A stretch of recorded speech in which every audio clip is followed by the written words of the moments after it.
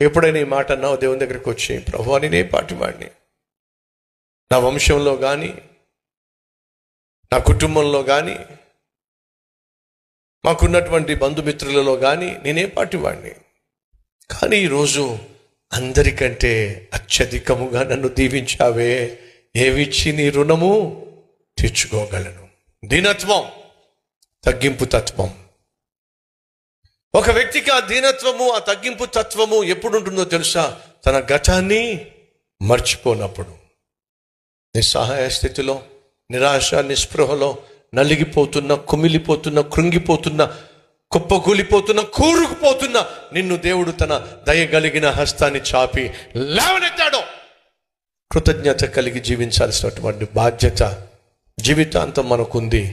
మనకు మాత్రమే కాదు, మన బిడ్డలకు కూడా మనం ఏం చేయాలి? నేర్పించాలి.